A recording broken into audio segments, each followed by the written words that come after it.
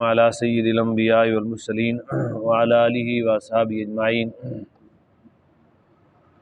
اللہ رب العزت کا لا متناہی بے حساب لا تعداد شکر ہے جس نے ہم سب کو تعلیم قرآن کے لیے، تفہیم قرآن کے لیے، درس قرآن کے لیے خوبصورت ساعتیں، خوبصورت لمحات مقدس مہینے میں عطا فرمائے۔ اللہ کے حضور دعا ہے جس مالک نے ہمیں یہ خوبصورت ساعتیں عطا کی ہیں، اپنے کرم سے ہمیں بخشش بھی عطا فرمائے اور ہماری بخشش فرمائے بے حساب۔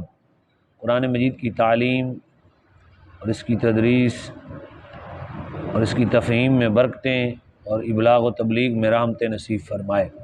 اللہ تعالی ہماری زبان کو ہر طرح کے لغویات سے محفوظ فرمائے اور حق کو بیان کرنے کی اللہ قوت و صلاحیت اور توفیق خیر عطا فرمائے۔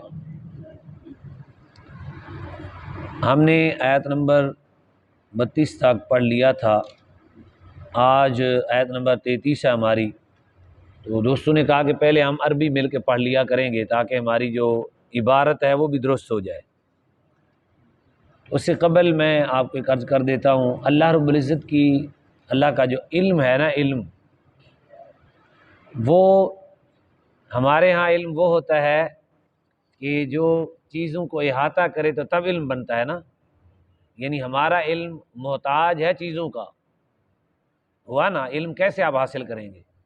آپ اس پنکھے کا علم حاصل کرنا چاہتے ہیں تو دیکھیں گے اس کی تصویر آپ کی آئے گی تو علم ہوگا نا۔ مطلب ایک چیز ہے ہی نہیں تو اس کا علم ہے آپ کے پاس؟ ایک چیز ہی نہیں ہے تو وہ علم ہوگا؟ نہیں ہوگا نا۔ انسان محتاج ہے علم کا، اشیاء ہوگی تو علم ہوگا۔ سمجھ آئی ہے؟ یعنی اشیاء کا محتاج ہوا، یعنی بہر صورت انسان محتاج ہے۔ اللہ رب العزت کا جو علم ہے وہ ان چیزوں کا محتاج نہیں ہے۔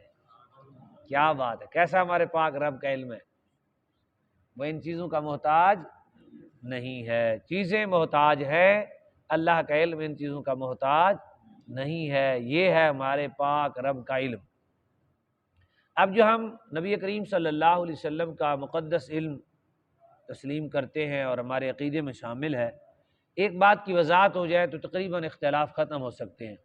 اعلیٰ حضرت نے فتح رضیہ شریف میں لکھا کہ اگر کوئی شخص سمندر میں ایک سوئی کو لگائے ایسے پانی میں اور اس کو اوپر کرے تو اس کی وہ جو باریک منہ ہوتا ہے اس کے پر جو پانی کا قطرہ لگے اس کے کروڑ ہا حصے کیے جائیں۔ کیا؟ کروڑ ہا حصے کیے جائیں۔ دیکھیں سمندر سے سوئی لگائی، سوئی پہ اوپر پانی لگا، اس کے کروڑ ہا حصے کیے جائیں تو جو کروڑویں حصے کو سمندر کے ساتھ نسبت تو ہے نا، پانی تو آخر سمندر کا ہے نا، بات تھوڑی سی بریک کا سمجھ آ جائے گی۔ تو وہ کروڑویں حصے کو جو سمندر سے نسبت ہے، امام الانبیاء کے علم کو وہ نسبت بھی رب کے علم سے نہیں ہے۔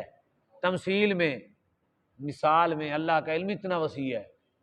اللہ کا علم، ہم جو علم حضور کا کلی مانتے ہیں یا غیب مانتے ہیں وہ یہ مانتے ہیں کہ اللہ کی مخلوق میں سب سے زیادہ علم اللہ نے اپنے محبوب کو دیا ہے، بس یہ ہمارا عقیدہ ہے۔ یعنی میں آپ کو سمجھاتا ہوں، آج بات سمجھ آ جائے گی۔ یہ ایک منطقی بحث ہوتی ہے لیکن میں اپنے آسان لفظوں میں سمجھانا چاہتا ہوں۔ وہ یہ ہے کہ بعض احباب ہمارے ہاں علم جزئی مانتے ہیں، بعض علم کلی مانتے ہیں، تو یہ اختلاف ہے جی۔ حالانکہ جو جزئی مانتے ہیں اختلاف ہی نہیں ہے، ختم ہو گیا اختلاف۔ کیسے؟ یعنی سیب ہے نا، سیب تو وہ درخت کا ایک جز ہے کہ نہیں ہے؟ لیکن اپنی ذات کے اعتبار سے کل ہے کہ نہیں؟ ایک صورت میں جز ہے، ایک صورت میں کل ہے۔ اللہ کی بارگاہ میں وہ علم ایک جزئی ہے، اللہ کی بارگاہ میں حضور کا علم ایک اور، لیکن جو مخلوق کے اعتبار سے ہے تو پھر حضور کا علم علم کلی ہے۔ اب سمجھ آ گئی؟ حضور اپنی ذات کے اعتبار سے کل ہیں، اپنی ذات کے اعتبار، اللہ کی تو مخلوق ہوئے، اللہ کے محبوب ہوئے، لیکن اپنی ذات کے اعتبار سے کامل ذات اس کائنات میں حضور کی ذات ہے، اس لیے وہ علم کی جہتیں ہیں تب بھی کامل ہیں، وہ معرفت کی جہت ہوں تب بھی کامل ہیں، تعلیم کی جہت ہوں، معجزات آپ کے سامنے سر سے لے کر پاؤں تک ہمارے آقا کو اللہ نے. تو یہ تھوڑی سی گہری باتیں، اس کی اور بھی تفصیل کی جا سکتی ہے، لیکن وہ پھر کبھی مناسب جب اتنا برداشت فرما لیں گے تو انشاءاللہ وہ بھی کریں گے. یہ علمی باتیں ہیں نا، تو یہ ذرا گہری بھی ہیں، تو یہ علمی ہوتی ہیں. تو یہ بحث مباحثے علماء میں بڑی بڑی کتابیں لکھی جاتی ہیں، یہ بحث مباحثے چلتے ہیں، یہ علم جزئی ہے یا کلی ہے. کلی اللہ کا علم ہے تو کلی آپ مانیں گے تو شرک ہو جائے گا. تو کون؟ بالکل یہ عقیدہ نہیں ہے. علم کلی مصطفیٰ کا ہم مانتے ہیں اللہ کی عطا سے، اور وہ اللہ نے ہمارے آقا کو ہر طرح کو کامل فرمایا ہے. کیا فرمایا ہے؟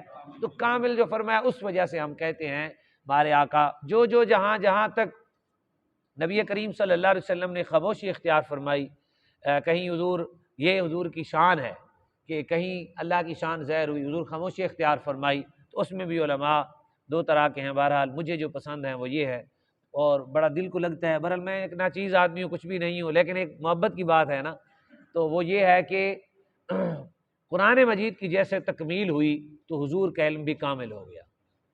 بس یہ بڑا خوبصورت عقیدہ ہے. کیسا بہترین عقیدہ ہے، اختلاف والا نہیں ہے، بڑا بہترین.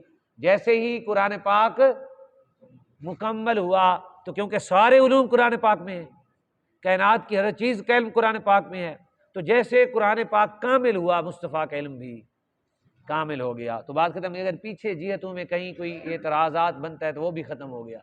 ہمارے آقا مولا صلی اللہ علیہ وسلم ابتدائے وحی ہوئی، ابتدا چیزوں میں کچھ معلوم نبی علیہ السلام پوچھتے تھے، اور باقی پھر وہ تفصیل ہے، جتنی مرضی اعتراض بڑھتے جائیں گے، سوال بڑھتے جائیں گے. اصل بات یہ ہے کہ ہمارے آقا مولا صلی اللہ علیہ وسلم کی ذات اقدس یہ ہے، اللہ نے ہمارے اوپر فرض کی ہے محبت. بس ہم نے وہ چیز لینی ہے جس سے محبت بڑھ جائے، بس اتنی سی بات ہے، زیادہ نہیں. امام الانبیاء کی ہر جہت کی تفصیل جو بھی کوئی کرنا چاہتا ہے، جس کا کوئی مسلک ہے، جو بھی ہے، حضور کی بشریت پہ بات کرنا چاہتا ہے، حضور کی نورانیت پہ بات کرنا چاہتا ہے، حضور کی سیرت پہ بات کرنا چاہتا ہے، امام الانبیاء صلی اللہ علیہ وسلم کے علم مبارک پہ بات کرنا چاہتا ہے، حضور کی روحانیت پر، حضور کی حقیقت پر جو بھی بات کرنا چاہتا ہے، اس سے محبت بڑھے، شک نہ بڑھے، یقین بڑھے. کیا نہ بڑھے؟ شک نہیں، شک نہ پڑھے. ایمان یقین کا نام ہے نا.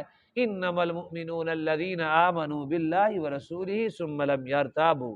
اللہ فرماتا ہے اہل ایمان جب اللہ رسول پر ایمان لائیں تو پھر شک کبھی نہ کریں. ایمان اور شک مخالف ہیں ایک دوسرے کے، یقین اور شک مخالف ہیں. تو اللہ نے ہمیں بڑا بہترین طریقہ عطا فرمایا احسان کرتے ہوئے. یہ محبت ایسی عظیم نعمت ہے کہ بندہ جہاں محبت ہوتی ہے وہاں اعتراض، وہاں عیب ختم ہو جاتے ہو بھی صحیح. تو اللہ رب العزت نے ہمارے آقا کو تو بڑے مقام اور مرتبہ عطا فرمائے. بہرحال اللہ تعالیٰ دعا فرمائے. اور یہ حضور کی محبت اللہ کی قسم اللہ کی محبت کا ذریعہ ہے. ہاں، حضور کی محبت اللہ کی محبت کا ذریعہ، اور راہ نہیں. اللہ نے سارے دروازے بند کر دیے، ورنہ اختلاف ہو جانے تھے. کسی نے کہنا تھا محبت کا یہ انداز ہے، کسی نے کہنا تھا محبت کا یہ انداز ہے. اللہ نے محبت تو فرق کہہ دی، اس کا دائرہ کار نہیں بتایا، اس کا طریقہ کار نہیں بتایا. بس اتنا کہہ دیا ہے کہ ایسے ایمان لاؤ جیسے صحابہ ایمان لائے. آمینو کما آمن الناس. تو بہرحال دعا فرمائیں جس امت کے علم حاصل کرنے کی کل آپ نے فضیلت سنی، یہ عالم ہے، اس امت کے نبی کے علم کا کیا عالم ہوگا. علم کے حصول، علم کا حصول لمحہ بلمحہ اتنا مقام رکھتا ہے. تو یاد رکھیں علم سارے کا سارا حضور کی اداؤں کا نام ہے، اور حضور صلی اللہ علیہ وسلم کی سیرت طیبہ کا نام ہے. اس دائرے سے نکل گئے علم نہیں رہے گا، جہالت ہو جائے گی. جتنا مرضی کوئی ہے جہالت ہو جائے گی، گمراہی ہو جائے گی، بندہ باہر چلا جائے گا. آج کل کے جو جھوٹے پیر ہیں وہ کس لیے پھنسے ہوئے ہیں؟ اس دائرے سے باہر چلے گئے. انہوں نے کہا وہ کچھ اور ہے. نہ اللہ نے دروازے سارے بند کر دیے ہمارے اوپر احسان کرتے ہوئے کہ تم در نہ جاؤ. میں تو ذات ہی بے مثال ہوں. بعض ایسی چیزیں ہیں بندہ بار بار جب دیکھیں، عقل تو اتنی خراب اور خطرناک اور گندی ہے کہ وہ سوچتی ہے کہ ہمیں تو فلاں نے بنایا، اس کو فلاں نے بنایا، تو اللہ کو کس نے بنایا؟ استغفر اللہ. یہ اکثر لوگ مجھ سے سوال کرتے ہیں، تو اس کا جواب یہی ہوتا ہے کہ ہم کیونکہ بنے ہوئے ہیں اس لیے، وہ ہے ہی وحدہ لا شریک. آخر کہیں تو بریک لگے گی. کوئی تو آخری ہوگا جس نے بنایا ہوگا، وہی خدا ہے، بریک تو کہیں لگنی ہے نا، تو بناتے جائیں آخر وہ وحدہ لا شریک ہے جس نے ساری کائنات کو بنایا ہے، وہی وحدہ لا شریک ہے۔